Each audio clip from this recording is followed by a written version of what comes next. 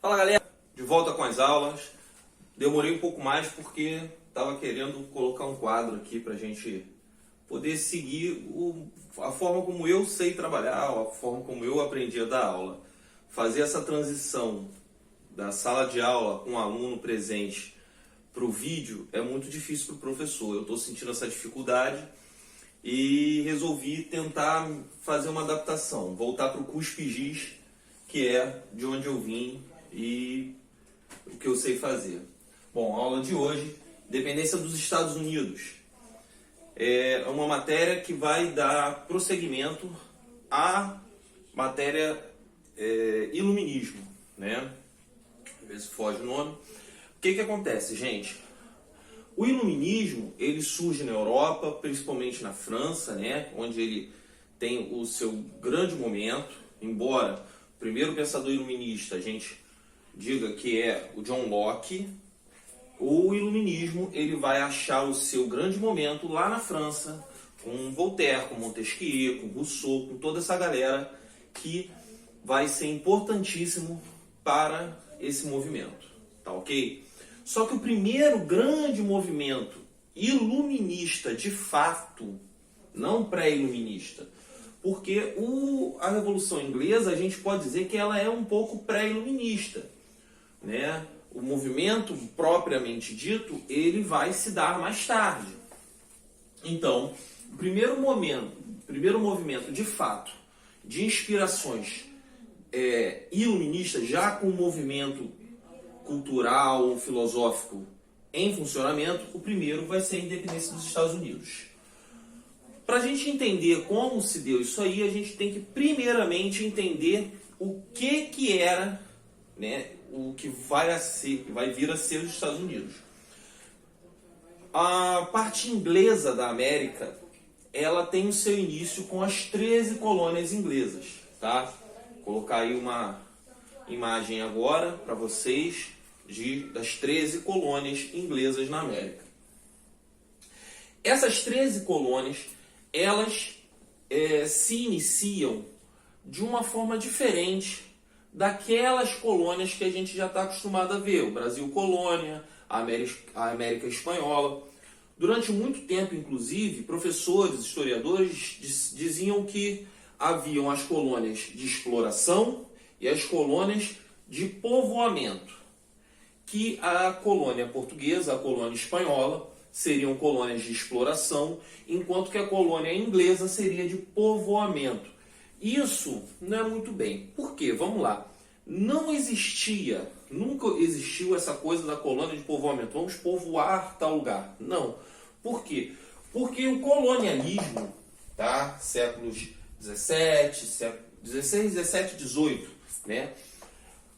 Ele faz parte do mercantilismo. Vamos lembrar aí o que é o mercantilismo?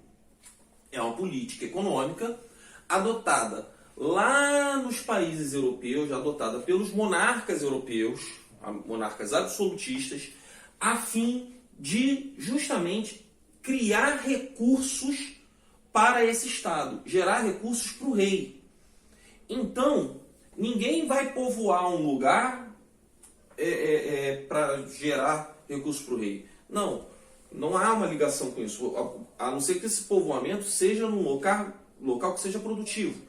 Então, a ideia do mercantilismo, a ideia do colonialismo é gerar colônias que possam gerar um lucro. Como se funcionava? Então, esses colonos se estabeleciam no lugar, produziam naquele local produtos agrícolas ou mineração ou qualquer outro tipo de recursos que eram enviados para a Europa para serem vendidos. Então, esses países recebiam produtos, no caso o Brasil aqui, né, o pau-brasil, depois a cana-de-açúcar, né, o açúcar vai para a Europa e lá vai ser vendido para gerar renda para esse país. O que acontece, gente? Os produtos que eram valorizados nessas colônias eram produtos que não tivessem na Europa. Porque imagina, você sair da Europa e ir para a América produzir um produto que você pode produzir no quintal da sua casa, ali na Europa. Ninguém vai fazer isso. Então, quais eram os produtos que eles valorizavam, que eles procuravam produzir? Produtos que não tivessem na Europa. O açúcar de cana não existia na Europa, né? Os espanhóis vão vir em busca de ouro e prata, que vai ser encontrado em grandes quantidades aqui na América. Então, os produtos que eram valorizados eram os produtos que não haviam na Europa. Já no território que hoje é dos Estados Unidos, o território ocupado pelos ingleses nos Estados Unidos era um clima muito similar ao clima europeu. Então, os produtos que eles podiam produzir lá também podiam ser produzidos na Inglaterra ou em outro país da Europa. Então, não justificava financeiramente você promover essa colonização com esse intuito. Então, o que vai acontecer? Essas colônias que se iniciam, e a base da ideia de que sejam uma colônia de povoamento e não de exploração, é que os primeiros colonos que vão para a América são os chamados peregrinos. Eram puritanos, calvinistas ingleses, que, sendo perseguidos na Inglaterra, fogem, né, vão viver na América, vão colonizar esse território inglês, vão povoar em nome da rainha, para garantir a posse daquele território. Só que eles vão em busca justamente de liberdade religiosa, de poder pregar e vivenciar a sua doutrina religiosa, o que não era permitido na Inglaterra. Então, a ideia principal dessa colonização é essa, tá bom? E aí, durante bastante tempo, eles vivem na América, sem um controle muito grande por parte da metrópole. Por quê? Porque era uma colônia que não gerava muito lucro, não poderia ser muito lucrativo, então não havia interesse, tá bom? O que vai se desenvolver então? Vai se desenvolver o chamado comércio triangular. O que vem a ser o comércio triangular? Um dos produtos mais interessantes para os comerciantes dessa época era justamente os escravos. Um dos negócios mais lucrativos desse período era o tráfico negreiro, escravos africanos, né? Pessoas retiradas à força da África e levadas para serem vendidas, comercializadas na América. O que acontece, gente? Esse comércio triangular se baseava no seguinte. Primeiramente, para a gente começar aí, eles iam até as chamadas Antilhas, ou o Caribe ali, né, onde eles conseguiam sumo da cana, onde eles conseguiam caldo da cana, ou ainda o melaço, né, com que era feito o rum. Então eles levavam para fazer o rum. Esse rum,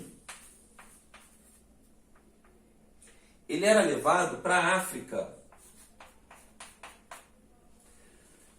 para ser trocado por escravos, porque na África as principais coisas com as quais você conseguia trocar por escravos, né, comprar esses escravos, era aguardente. No caso, o rum é um tipo de aguardente feito do melado, né, do melaço da cana, e armas.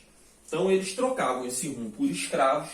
Esses escravos, por sua vez, eram levados para as colônias do sul, principalmente para as colônias do sul, ou para o Caribe, onde eram vendidos com um lucro muito grande. O lucro do tráfico negreiro era muito grande, tá? Após isso, eles adquiriam mais melado, né, e levavam para fazer esse rum. Isso vai fazer com que as colônias do norte, principalmente, enriquecessem muito, ganhassem muito dinheiro. Isso daí era a base da economia. Por quê? Porque lá era uma região que não tinha muita aplicação agrícola para o que se pretendia no colonialismo, né? De fazer mercadorias que possam ser vendidas na Europa por não terem na Europa. Os principais produtos na Europa eram produtos tropicais, tá? Como eles não ficavam em áreas tropicais, não tinha como fazer. Então esse comércio triangular, ele vai gerar altos lucros, vai enriquecer uma boa parcela dessa colônia, gerando uma burguesia ativa ali, tá bom? Só que tudo isso vai mudar após a Guerra dos 7 Anos. O que foi a Guerra dos 7 Anos? Foi uma guerra entre França e Inglaterra pelo domínio de áreas coloniais, tá? Os impérios inglês e o império francês, né, o reino da França, estavam em conflito, entraram em conflito pelo domínio de áreas de produção, áreas coloniais, dentre elas na América. Bom, o território americano, o território inglês na América,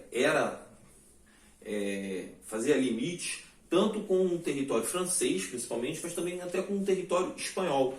Então havia um conflito por áreas ainda a serem exploradas nessa região. Os franceses acabam perdendo essa guerra é vencida pela Inglaterra, só que a um custo muito grande. Que custo é esse? O custo do prejuízo. A guerra é uma coisa que gera muito prejuízo, a guerra consome muitos recursos. E aí, a Inglaterra sai muito mal financeiramente e economicamente dessa guerra. A França sai quebrada, pior ainda, até porque perdeu a guerra. A Inglaterra sai muito mal, com muitas dívidas, com muitos problemas econômicos. E aí o parlamento inglês tem uma ótima ideia, uma ideia maravilhosa para resolver esse problema econômico, que é fazer com que os colonos paguem. Então, o parlamento inglês decide que quem vai pagar o prejuízo da guerra são as colônias, são os colonos. E aí eles começam a endurecer a sua relação com essas colônias. De que forma? Instituindo novos impostos, instituindo novas práticas de relacionamento com essa colônia, com essas colônias, né? E tudo isso vai gerar novos problemas, tá bom? É bom lembrar também que havia uma diferença muito grande, né, entre as colônias do norte e as colônias do sul, principalmente. As colônias do norte, elas se adaptavam muito bem àquele sistema que eu falei, né? Não tinha muitos produtos a serem enviados para a Europa, o clima não era propício para a produção desses produtos, então ela se baseia no comércio. Já as colônias do sul tinham um clima mais propício para esse tipo de atividade. Então, vai se desenvolver lá a lavoura, por exemplo, do algodão, utilizando trabalho escravo, né? Grandes propriedades, latifúndio, trabalho escravo, né? Voltado para exportação para a Europa. Isso é a base da plantation, né? O mesmo sistema, o mesmo tipo de aplicação econômica que foi implantado no Brasil, por exemplo, na produção da cana-de-açúcar, né? Mão de obra escrava, monocultura, produzida em grandes propriedades, voltado para exportação, produzido com mão de obra escrava. Isso é a plantation.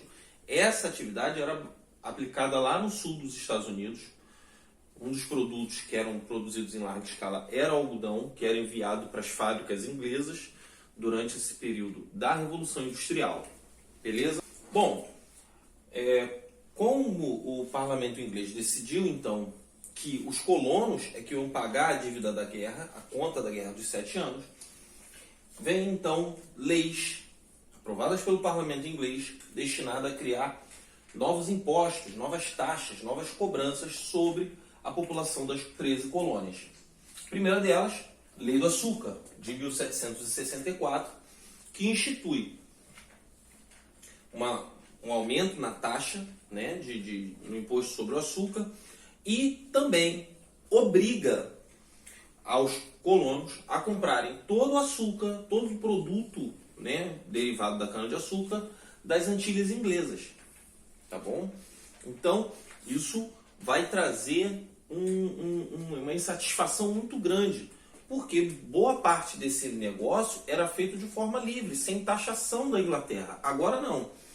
Além de determinar um monopólio, é aumentada a taxa cobrada em cima desse açúcar, tá bom? Bom, em 1765, então, é estabelecida a lei do selo, que vai obrigar a colocar um selo, colar um selo, fornecido, vendido pela administração inglesa, em todos os documentos, contratos e jornais que circularem na colônia. Então, havia uma obrigatoriedade nesse sentido e vai gerar muita insatisfação, né? Os colonos protestam e cerca de um ano depois essa lei cai, tá bom? Depois vai vir a lei do chá. A lei do chá vai determinar o monopólio sobre o comércio de chá. É bom lembrar, eles eram ingleses vivendo na América. O inglês bebe muito chá. O que vai acontecer? Essa lei vai determinar que todo chá vendido nas colônias vai ser fornecido pela Companhia das Índias Ocidentais inglesas, né? Uma companhia de comércio, de monopólio de comércio dos ingleses, tá? Da Inglaterra. E aí, isso fere essa ideia de livre comércio que já se defendia nessa época. E vai gerar muita, mas muita insatisfação, tá? A reação dos colonos a isso é a chamada Boston Tea Party, que é a festa do chá de Boston, que ocorre em dezembro de 1773. O que foi a festa do chá de Boston, gente? Colonos, vestidos, disfarçados, fantasiados de índios, vão adentrar 3 navios estacionados, né, ancorados no porto de Boston, e vão jogar ao mar toda a mercadoria desses navios. Então são 3 navios carregados de chá que são jogados ao mar, tá? Estragando toda a mercadoria, causando um enorme prejuízo para essa companhia de comércio e também para a Inglaterra. Isso vai enfurecer a metrópole, que vai determinar as chamadas leis intoleráveis, que vai, entre outras coisas, fechar o porto de Boston por tempo indeterminado ou até que o prejuízo fosse sanado. Então essas leis vão ser determinantes, essas leis intoleráveis vão ser determinantes para o início desse movimento que vai gerar a independência dos Estados Unidos. Beleza? Vamos seguir aí, gente? Bom, como resposta às leis intoleráveis, vai ser convocado o primeiro Congresso da Filadélfia, o primeiro Congresso Continental da Filadélfia. Que é o que, gente? É as 13 colônias, representantes das 13 colônias, se reunindo na Filadélfia para discutir essa situação, para discutir uma reação a essa situação, tá bom? Uma das discussões que se tinham bom, nós somos ingleses vivendo na América, mas somos tratados como estrangeiros, como colonos. Nós somos ingleses vivendo na América. O parlamento inglês determina essas leis para a gente, esses novos impostos, mas nenhum de nós estava lá para nos representar. Como alguém que não vive aqui vai determinar um imposto para quem vive aqui? Então nós temos que ter representantes lá. E aí eles vão procurar o parlamento inglês, a monarquia inglesa, a fim de buscar uma solução para isso aí. Tá? O que acontece é que essa solução ela não é encontrada, porque não era do interesse da Inglaterra, da metrópole, tá? Agir democraticamente, agir dando direitos para os colonos. Vamos lembrar para que serve uma colônia, né? Para gerar recursos, para gerar riquezas para a metrópole. Então, enquanto os colonos se viam como ingleses vivendo na América, a metrópole os via como colonos. Nada mais do que isso. Então, diante desse impasse, dessa ausência de uma solução, é convocado o segundo Congresso Continental da Filadélfia. Esse sim, nesse vai começar a se discutir a questão da independência. Bom, então, se eles não nos consideram como ingleses, não seremos mais ingleses, seremos americanos, seremos uma outra coisa, seremos um país. Então eles vão ver que a única forma de se ver livre desses impostos arbitrários, né, de se ver livre desse julgo monárquico e do parlamento inglês, é justamente a sua independência. É bom lembrar que todo esse movimento, pensando em independência, ele já é ancorado, ele já é colocado dentro de um pensamento iluminista, né? Se vê livre do julgo monárquico, né? O iluminismo fala mais em absolutismo porque é a realidade deles lá. Para os americanos, né, já vivendo numa situação de colônia, se livrar dessa monarquia é a independência. Então, todo esse movimento foi muito influenciado pelo iluminismo. São as bases filosóficas de todo esse movimento que está ocorrendo na Inglaterra, lá na América. Pois bem, em 4 de julho de 1776, lida a Declaração de Independência, que declara livre, declara independente essas 13 colônias, tá bom? E cria os Estados Unidos da América. Dúvidas até aí? Porém, a Inglaterra não vai ficar batendo calma para isso. Ela reage e ela declara guerra. Com a declaração de guerra aos colonos independentes, surge um novo dado, que é justamente os franceses. Os franceses, o rei da França, não havia engolido aquela história da Guerra dos 7 Anos e reage a ela. Luís XVI declara apoio aos americanos e envia sua marinha para combater a marinha inglesa, o que foi importantíssimo nesse período de guerra. O apoio da França foi determinante para que os Estados Unidos pudessem se tornar uma nação independente. Sem isso, eles teriam sido vencidos pela Inglaterra com quase certeza. Tá bom? Bom, ao final dessa guerra é assinado o Tratado de Paris, onde a Inglaterra reconhece a independência dos Estados Unidos depois de alguns anos de guerra. A criação dos Estados Unidos enquanto nação, enquanto país, enquanto Estado, ela vai ser importantíssima para outros países, porque muitos países vão copiar esse modelo criado pelos Estados Unidos. Que modelo é esse? É o modelo de uma república federal em que as antigas 13 colônias são transformados em 13 Estados-membros, criando uma Constituição, um Estado constitucional republicano, baseado naquelas ideias iluministas, que vai influenciar muitos países. A vitória na guerra veio para os americanos somente em 1781, quando, depois de muitos fracassos, a Inglaterra se retira do conflito e assina um tratado de paz. Porém, a independência não havia sido reconhecida ainda. Só em 1783 é que essa independência americana é reconhecida de fato. Tá bom, gente? Só que após a independência vem um novo problema. Como governar esse país? O modelo estabelecido, então, é o modelo da República Federativa, em que as antigas colônias se tornam Estados-membros de uma federação. Tá?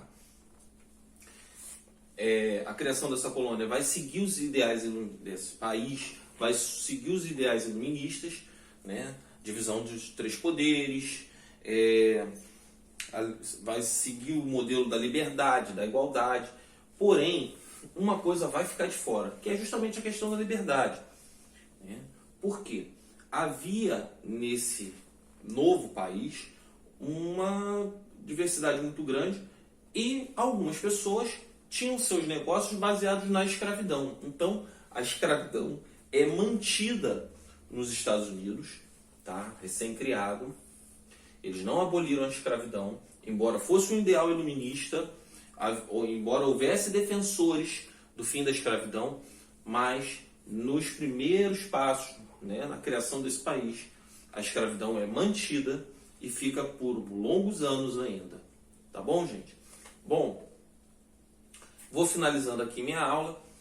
Agradeço a todos que viram aí o vídeo até o final. Peço para você dar um like aí, para você comentar. Os comentários, quem quiser fazer alguma pergunta, eu estou sempre olhando. Se quiser fazer uma pergunta, eu puder responder, vou ficar muito feliz. Tá bom, gente? Muito obrigado. Deixa aquele like aí pra gente ver se está agradando ou não. Se não gostar, dá um dislike também, não tem problema. Agradeço a vocês e até a próxima.